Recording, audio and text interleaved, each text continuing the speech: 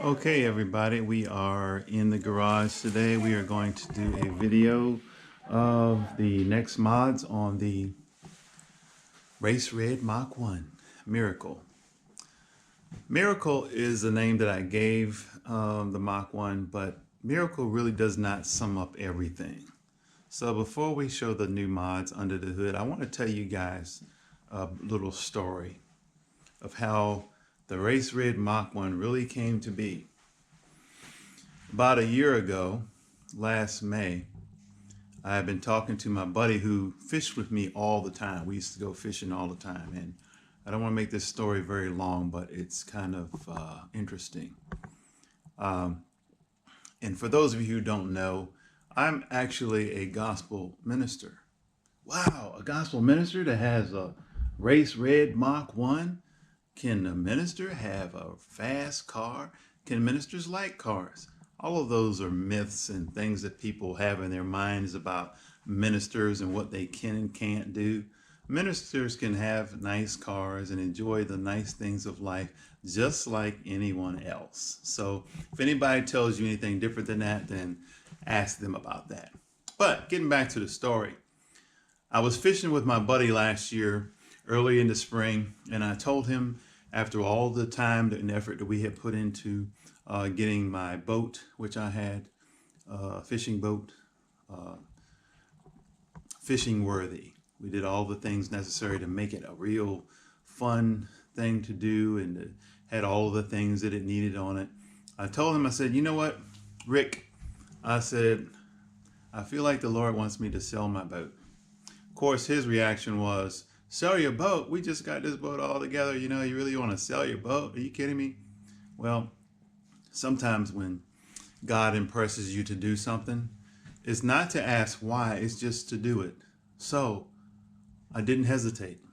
On a Sunday, just like today, I put the boat up for sale. By Monday, I received a guy who said he had the money and wanted the boat.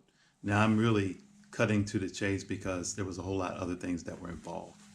So I hadn't told my wife yet because I didn't really realize or think that I would sell it. COVID had just hit. Who's going to buy a boat in the middle of COVID? Well, the guy said he'd be by on Monday to pick up the boat. So I immediately, on that Monday, told my wife, hey, I put the boat up for sale and the guy's coming not on Monday, but tomorrow, Tuesday. And she said, you really going to sell your boat? You love your boat. Well, I like my boat. Fishing was a thing that I did for a time. I enjoyed it. It was a hobby. But I've always been a car guy. Always wanted cars, always enjoyed cars ever since I was a kid. I love cars. So yes, cars are really one of those things in life that I love to tinker with, and do stuff on. So that's where that was. So I got off the phone with my wife and I immediately go to my phone to check my emails because I want to see if anyone from the church has emailed me, if there's any new information out there that a minister has to have to do what we have to do. When I read this email, it says, you are the potential winner of a Cadillac Escalade. First, I thought it was a hoax. Then I realized it wasn't a hoax. It was real. And to sum all of that up, that was last May. I received the Cadillac Escalade on January of this year. All the while, the plan for me was to sell the Escalade because I really didn't need an Escalade, and I would soon get the Mustang that I had wanted to get. The car was a blessing from God. Had I not been obedient to what he called me and told me to do in that moment, to sell the boat, I probably still have the boat. But I believe that God blessed me by winning the Escalade. All of that to say this, it was a journey. It took a journey. It took 7.5 months for me to get to the Escalade. COVID hit, all sorts of issues came up. In all of that, God was teaching me patience, patience, patience. I even had several deals that I had talked to dealerships about purchasing the Escalade from me, and what I wanted to get another GT, Mustang GT, just like I had, and I felt that that was sufficient, and I wasn't trying to, and that's me, if you know me, I'm not trying to overspend, I'm not trying to be the best or have the best this or the best that. I just wanted another Mustang. But in all of that, God worked all of that to my advantage. One, I learned patience. In 7.5 months, I had to hear a lot of emails and a lot of phone calls and do all sorts of things. Watch all the Mustangs that I had listed and checked in my saved column on Car Gurus and Cars.com all disappear because the deals ran out because I was waiting for the Escalade. Then I get the Escalade in January. It has a California title and a California registration, which is no good for me to do anything with. But in COVID, you have to wait possibly 3 months to change that over. In all the midst of all of that, a Mach 1 pops up. I see a Mach 1. Wow. All of the Mustang GTs that I had saved were already sold. They were already gone because they were from 2020. This Mach 1 pops up. I start a deal for the purchase of the Escalade, and then I got the deal to go through for the Escalade. I had put a deposit on the Mach 1. We were down to the last day that I could possibly still retain the Mach 1 because the deal was about to run out. We were at the end of the month. And I called the guy and I said, oh, well, it doesn't look like this is going to work out. And I thought to myself, well, it's okay. I'll just get another Mustang GT later on. But in the last day, in the last hour, the Cadillac dealership that I sold the Escalade to came up with the funds that they were going to purchase the Escalade. I wasn't going to have to wait for the title to go through. And at the last moment of the last day, in the last hour, my financing came through for the Mach 1. So I had to leave that same day. It was the second out. It was the second strike in the bottom of the ninth. And God hit a home run. So that same day, I went and collected the Mach 1. So that's how we got the Mach 1. We drove 4.5 hours to pick it up. I left my other vehicle there and drove it home. And thanks be to God. That is not the end of the story, but the beginning of this adventure that we're on right now. This Race Red Mach run that I call Miracle, that is how she came to be. So let's get to the mods for today.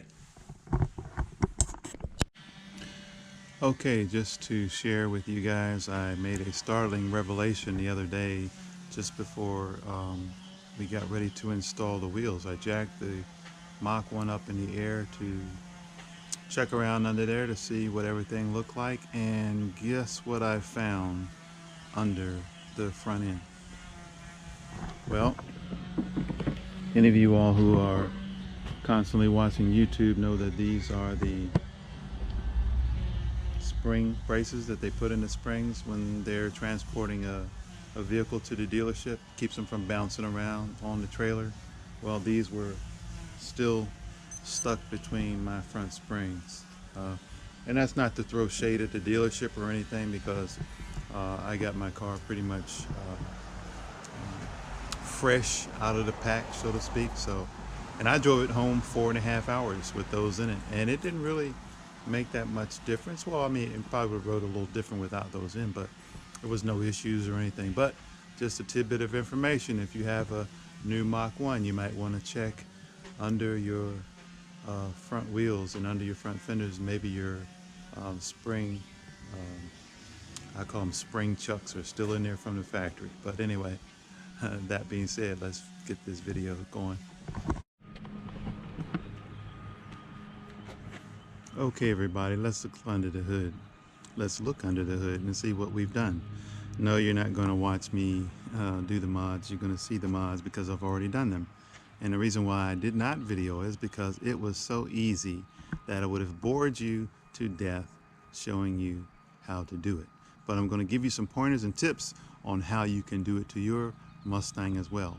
Sure, there's lots of videos out there, but sometimes you just need to hear it from a regular guy, and that's exactly what I am. So let's turn the camera around and show you what we did. All right.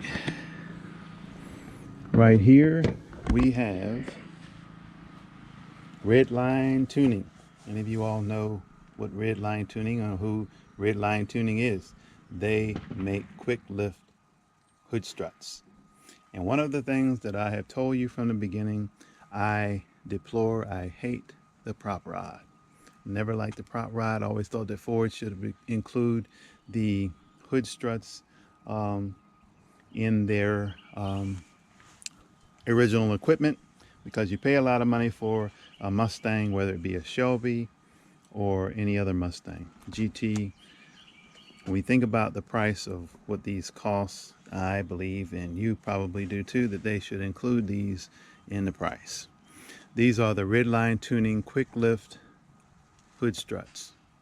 Easy to install, very well packaged. It came in a tube. I thought, man, how can the whole thing be in there? But they were in a tube.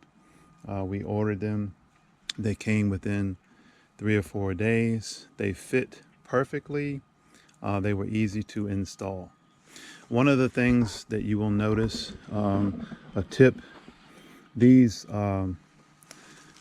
everybody's Mustang is probably a little different, but it only requires that you remove the very top hood bolt, hinge bolt, and the upper mounts there. The big part, or the cylinder part of the body, mounts to the top. There's a difference between left and right as far as the brackets go, so don't get those mixed up. The other thing that you're going to have to do is, when you get over here on the passenger side, there is a hole that must be drilled right here in your battery cover. You'll only have to remove this screw-in clip here and the one here. Now it's going to include a template that you put in this hole, and put this clip back in, and it'll tell you exactly where to drill the hole. Do not think like I did, that wait a minute, that hole is not lining up with the hole that is in that you're going to install the bottom bracket in. Well, it doesn't have to, because if you notice, the hole where the bracket goes into is over towards the engine, but the hole for this needs to be over here so this piece can pop out. So my hole was just a little bit offline. It still worked out okay. It was still easy to install. And once you get that in, you slide the little bracket. It has a little screw on the back of it. It's like a little knob, and you sit that down into the hole and then kind of hold it up as you screw it down, and it'll tighten up. Then you put well, you install the top brackets first, really, and that was pretty easy. But when you go to install the actual strut itself, I had to do it by myself, and I was using the prop rod to hold the hood up. You will have to do that too if you do it by yourself. But after you get the brackets installed, after you get ready to install the cylinders, you're going to have to lift up on the hood. Otherwise, the cylinders are going to look like, man, I can't get them to fit in the hole. You'll try to compress them. No, don't do that. Just go ahead, lift up on the hood. It'll give you enough clearance to slide the cylinders in, and it'll pop right in place. The whole thing from beginning to end probably took me maybe 20-25 minutes, if that.